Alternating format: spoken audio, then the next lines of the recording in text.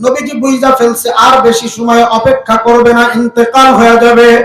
নবীজি চোখের পানি ফেলে দোয়া করলেন, আর তলহার বাবাকে বইলা আসলো, বরার আমার এই মুহাব্বতের উম্মত, যদি তলহা মারা যায় ও বরার,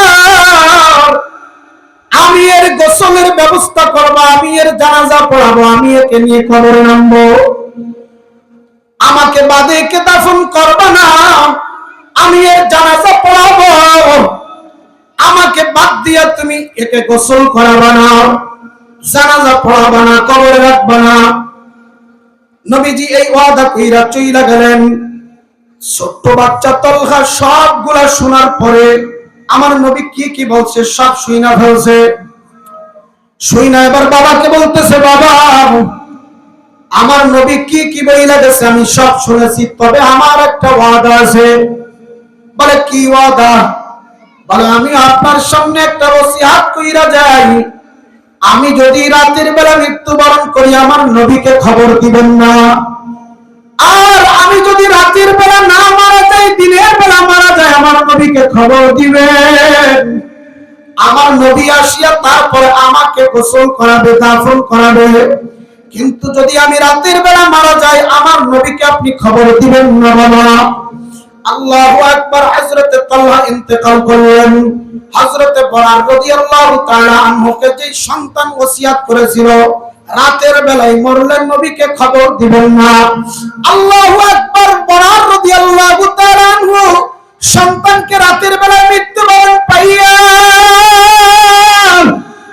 নিজ হাতে গোসল করাইছে, দাফন সম্পূর্ণ শেষ করেছে।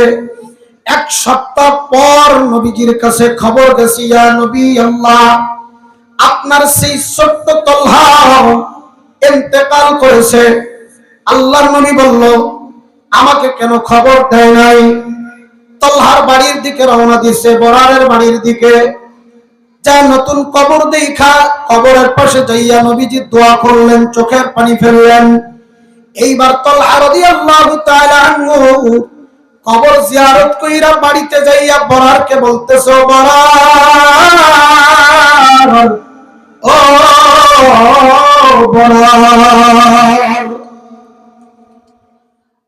ও বরার, তোমাকে আমি বলছি, ওয়াদা কইরা গেছি তোমার সন্তান তলহার জানাজার ইমামতি আমি করব। তুমি আমাকে বাদে কেন কবর দিয়েছো, তাকে দাফন করলা?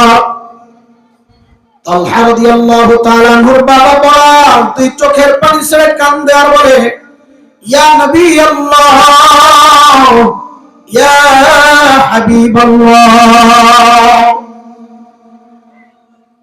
আপনি যখন আমাকে ওসিয়ত কইরা বাড়ির দিকে রওনা দিয়ে চইলা গেছেন, আমার এই ছোট্ট বাচ্চা তলহা আমার দুইটা হাত ধরে দুই চোখের পানি ছেড়ে কান্দে আর বলো, বাবা আমার নবী কি কি ওসিয়ত করেছে আমি সব কিছু শুনতে পেরেছি, কিন্তু ও বাবা আমি যদি রাতের বেলা মারা যায় আমার নবীকে খবর দিবেন না, দিনের বেলা মারা গেলে আমার নবী এসে আমার দাফন করবে, আর যদি রাতের বেলা মারা যায় আমার নবীকে খবর দিবেন না। আমার নবী আমাকে বড় ভালোবাসে, আমার জানাজায় না আইসা আমার নবী রাত্রে বেলা খবর শুই না না আইসা পারবে না, কিন্তু ও বাবা আমার নবী আসতে গিয়ে যদি এই রাত্রে বেলা শত্রু আক্রমণের শিকার হয়, পাহাড়ি রাস্তা দিয়ে আসতে গিয়ে যদি আমার নবীর কোন দুশমনেরা আমার নবীকে হত্যা করে, আমি আল্লাহর সামনে আমার মুখ দেখাইতে পারবো না, আমি আল্লাহর সামনে আমার মুখ দেখাইতে পারবো না। কিয়ামতের মাঠে আমার নবী যদি শাহাদাত বরণ করে, আল্লাহ যদি জিজ্ঞাসা করে, ও তালহা তোমার জানাজায় আসতে গিয়ে আমার নবী শাহাদাত বরণ করেছে, আমি এই মুখ আল্লাহর সামনে দেখাইতে পারবো না। এই কথা বলছে আল্লাহ আপনাকে আমার সন্তান বড় মহব্বত করে। ও আল্লাহর বান্দারা, ও নওয়াইর এলাকার মুসলমান আমার ভাইরা, ও পর্দার আলের মা বোনেরা, আল্লাহর নবী বলে লা ইউমিনু আহাদুকুম হাত্তা কুনা আহাব্বা ইলাইহি মিন ওয়ালিদিহি ওয়া ওয়ালাদিহি ওয়ান নাসি আজমাইন।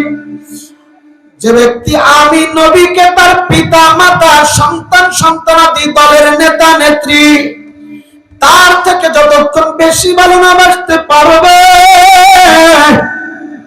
আল্লাহর নবী বলে সে ততক্ষণ পর্যন্ত পূর্ণ ঈমানদার মুসলমান হতে পারবে না। পূর্ণ ঈমানদার মুসলমান যদি হতে হয়, আপনার আমার দলের নেতা নেত্রী নিজের সন্তানের চাইতে বেশি মহব্বত নবীকে করা লাগবে। ও ভাইরা, কেমন মহব্বত করেছে! আল্লাহু আকবার। নবীজি সাল্লাল্লাহু আলাইহি ওয়াসাল্লাম মসজিদে একটা খেজুর গাছের সাথে হেলান দিয়ে খুতবা দিতেন। মসজিদে নববীর মধ্যে একটা খেজুর গাছ, মরা খেজুর গাছ, বুখারীর হাদিসের মধ্যে আসছে আল্লাহর নবী হেলান দিয়ে দিয়ে খুতবা দেয়। হঠাৎ করে এক সাহাবী বলতেছে, ইয়া নবী আল্লাহ, আপনি তো এখন খুতবা দেন দাঁড়ায় দাঁড়ায় খেজুর গাছের সাথে হেলান দিয়া। আমার একটা কাঠুরিয়া মিস্ত্রি আছে, আমার